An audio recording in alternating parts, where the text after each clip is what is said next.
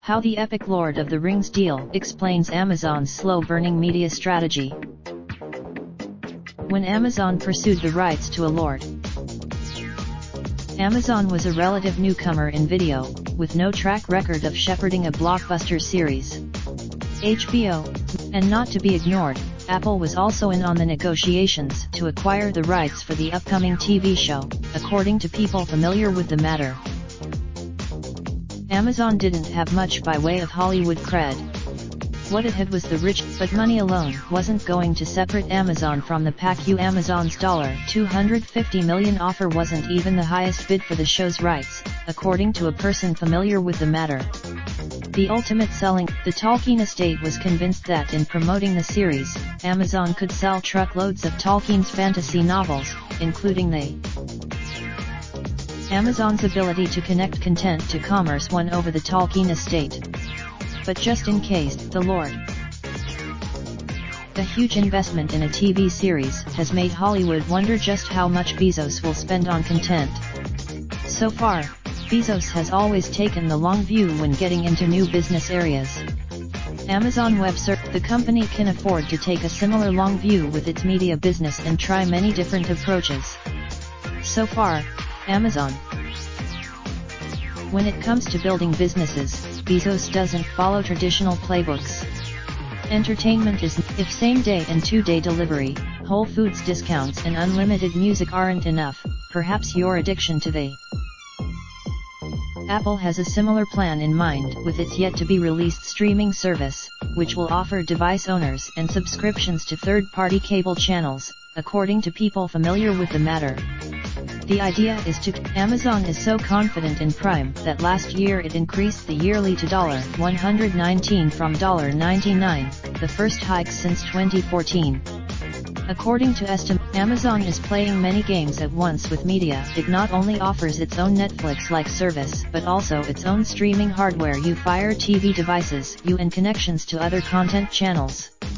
Once in the Amazon channels, as the third-party service is known, has given traditional media companies a global platform to launch shows, said Jeff Hirsch, Chief Operating Officer at Starz, which last year expanded into Hirsch said Channels has helped Starz, which is owned by Lionsgate, attract a broader audience of subscribers, because they can get the channel via the Amazon app rather than having to download the separate Starz app through Roku, Apple TV, or another streaming device. Amazon also, The channel's business replicates the traditional TV model of aggregating video channels, but without forcing customers to pay for a package of stuff they'll never watch. And there's all sorts. Think of it as an extension of Amazon's retail play. Create the world's largest online shopping mall and then invite smaller businesses to pay a toll in exchange for using the site to reach many millions of new customers.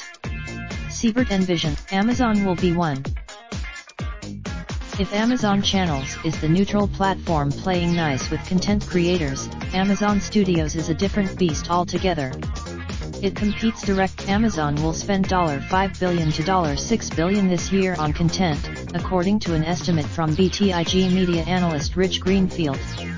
That is a decent size. There's no questioning Bezos' willingness to up the ante. He's got an increase. Still, Amazon hasn't rolled out a 3 or 5 year plan to reach Netflix-level spending. In fact, that lack of planning and strategic focus may help explain why Amazon Studios has floundered at times in recent years. Prior to Salky, Price's stated strategy was to invest in shows that supported Prime. Amazon looked at. Price was focused on high-minded, potentially award-winning content to lure users into Prime.